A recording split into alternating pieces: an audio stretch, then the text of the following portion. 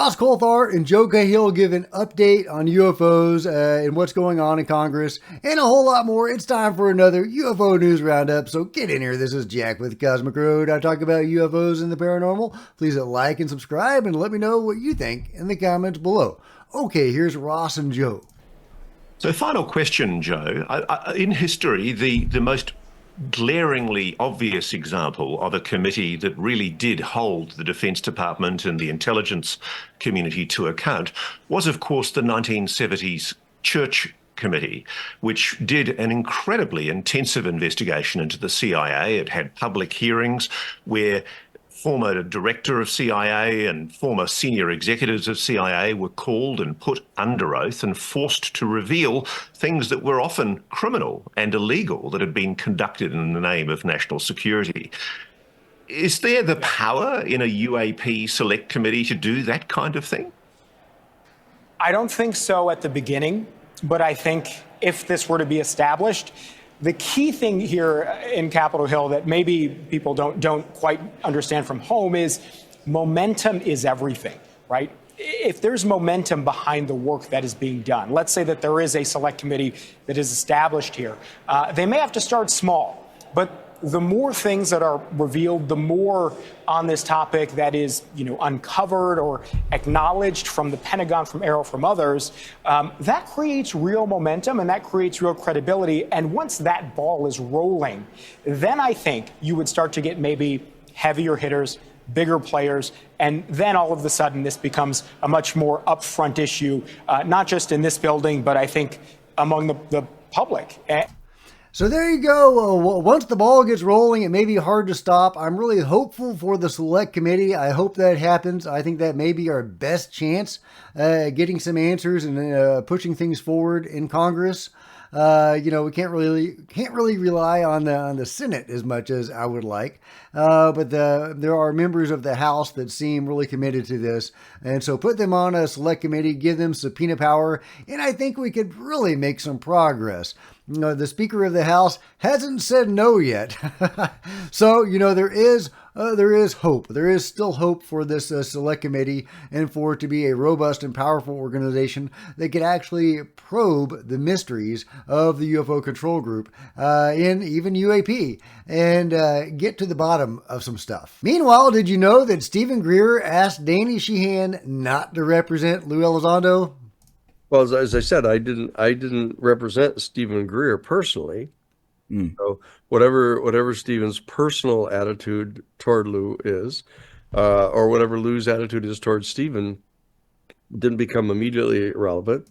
Yeah, Danny represented the Disclosure Project, Stephen Greer's the Disclosure Project, not Stephen himself. I told Stephen as soon as Lue had approached me to ask me to be his attorney, I knew that there was some difference in view between what Lue was saying and what the Disclosure Project was saying. And so I told Stephen about it, and that I was intending to represent Lue. And Stephen and I had a long conversation about it. We agreed to not agree with me representing Lue, but I went ahead to represent Lue.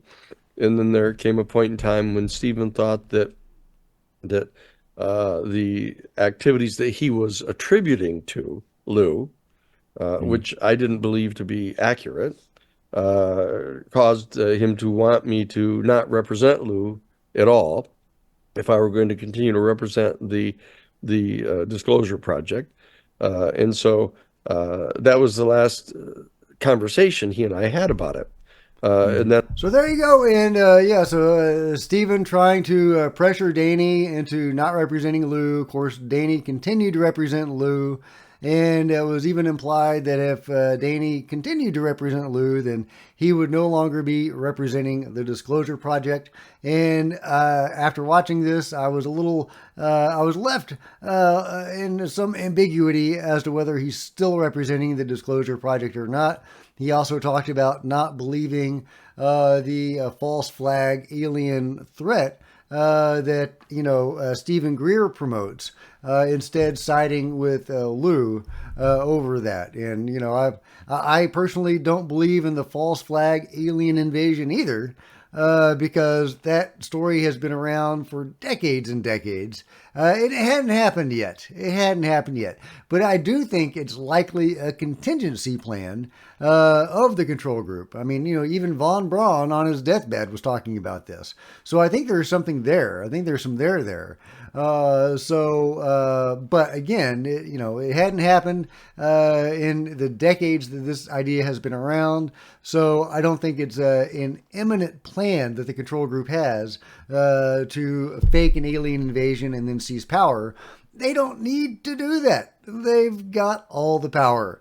But I think that if their plans, were going to be exposed, if we ever got to that point, maybe through the select committee, that maybe they would pull something like that. But who knows? At any rate, the government definitely has stuff, and they know stuff. And here's Gary Nolan reminding us of that fact in an interview from a year ago.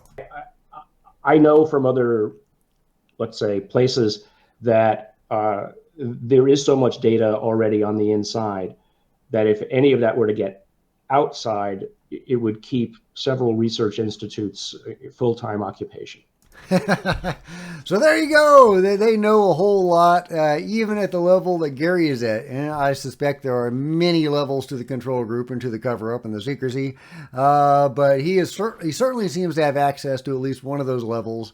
And even from what he's seeing, which I'm sure is some really juicy stuff. I don't think he's working with the beings, assisting in abductions or anything like that. Quite that level. But at the level that he's at, he's seeing enough that it would keep research institutions going for a long time. Meanwhile, bad news about the purported video that was said to be had by Mexico, a video of a UFO crash retrieval. The post where Jesus Alberto originally made that claim, well, that post has been deleted. So not a good sign that we're ever going to see that video, assuming that it actually existed.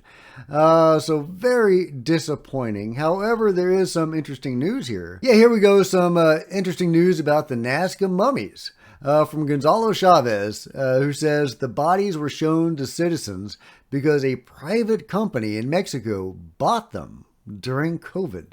In 2023, they briefed Congressman Sergio Luna, and that's this gentleman right here. He was president of the Chamber of Deputies from September 1st to August 31st, 2022, served as an alternate federal deputy, and was reelected to the legislature. So, in 2021, he was elected to Speaker of the House for the first year of the legislature in the Mexican government. So they briefed that gentleman, Sergio Luna, after David Grush testified that companies in the U.S. had NHI. That led them to being shown in the September UFO hearing, which was mainly going to be about U.A.P., but then they showed the bodies. So really interesting. Mexican companies possessed non-human evidence. That's wild. That may be how it went down. Meanwhile, a fantastic update from John Bell from Florida Real UFO. Everybody should go check out his channel. But in this clip, there you go. Look at that. Look at that. That is, John believes, possibly an energy weapon being fired at UFOs. And shortly after that energy weapon, well, I guess it's some kind of airplane. I'll let John tell it. Yep, I hear it now.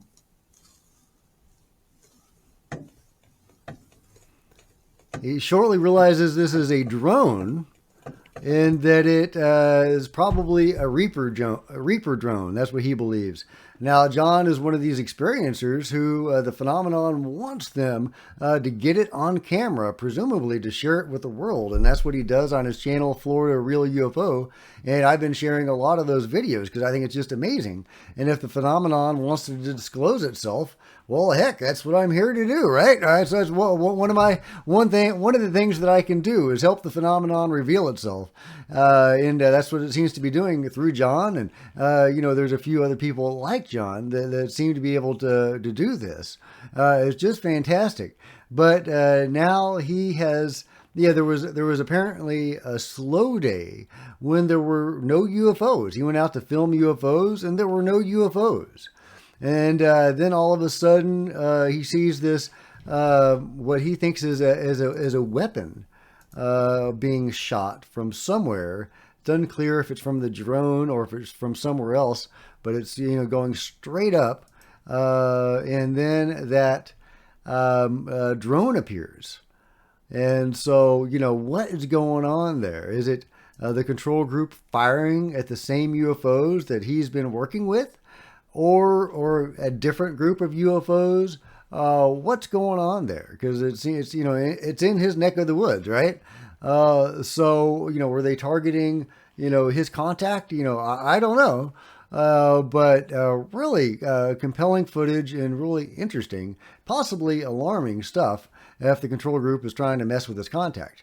And potentially prevent these videos from getting out. But that's just pure speculation. Let me know what you guys think. In other news, the Daily Mail is now covering a story that I talked about a couple of days ago.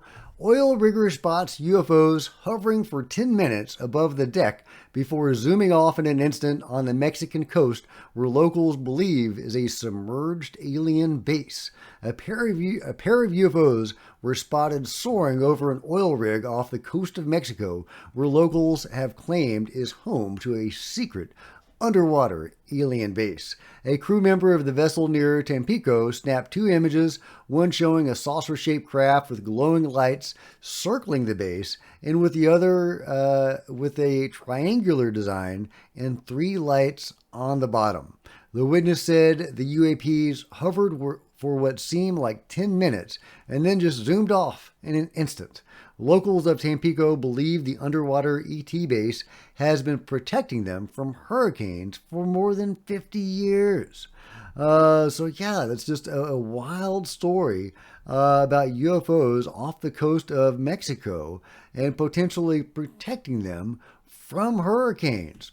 That's a wild story, guys. Meanwhile, is the writing that Danny Sheehan showed the other day, that is this alien writing that he found in classified files, is that similar to writing possibly taken from the Nazca Mummy Citadel, quote unquote, where the bodies were found? Now, I have my doubts about some of the artifacts that were supposed to be found with the bodies, mainly because of that one crazy video of the guy fighting the mantis, and there are other beings in that cave. And that's the same video where some of these artifacts are shown, and also the big pyramid thing. So, I don't know what the hell that was. It doesn't make any sense for it to have been fake. It doesn't make any sense for it to be real. So, yeah, I don't know what the hell was going on with that video. But either way, I don't believe these stones with this writing were part of that. These look newer to me, though, so I'm not quite sure that these are legit. But okay, let's just look at it. So here's Danny Sheehan's writing that he found that was supposed to be on a UFO, and I've seen similar writing to that before. That seems to be an actual language of some ETs. Then you can see some similar characters here, especially that one. This percentage sign right there. Of course, just one character. I mean, we have a percentage sign, so, that doesn't necessarily mean anything, but it's definitely a commonality. It's interesting to think about that they could be using some of the same characters, seeming to hint of some sort of root culture or shared culture, potentially. But, again, I'm not sure about those stones. In other news, is this actually an Amazon warehouse staffed with robots? Could this be real? Is this some sort of, demo reel or something? Is this actually going on? Do they have a warehouse almost entirely run by robots? Or there's a human. There's a human. Okay, one human. I mean, is this legit? Is this legit? You tell me, guys. I'm not sure what to make of this. Do they actually have humanoid robots doing stuff like this, or is this just some sort of demonstration? I don't know, but it's definitely interesting. Meanwhile, from Fizz.org, quantum tornado provides gateway to understanding black holes. What? Scientists have, for the first time, created a giant quantum vortex to mimic a black hole in superfluid helium that has allowed them to see in greater detail how analog black holes behave and interact with their surroundings. And I'll let you read the full article at your leisure.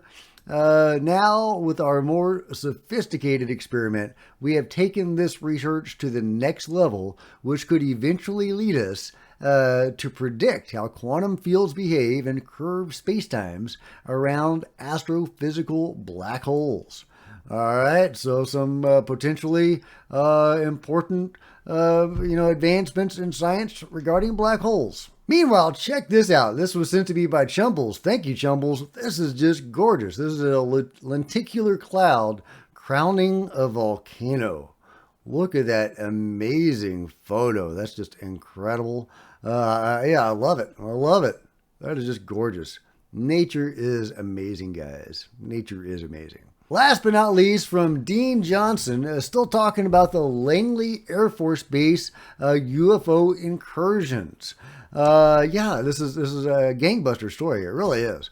In light of recent discussion regarding unexplained aerial object incursions at Langley Air Force Base, it is noteworthy that the Senate Armed Services Committee in July 2023 directed, through language included in its report on the FY 2024 National Defense Authorization Act, that the General Accountability Office, an investigative agency of Congress headed by the Comptroller General, review the aerospace warning and control mission and procedures of NORAD.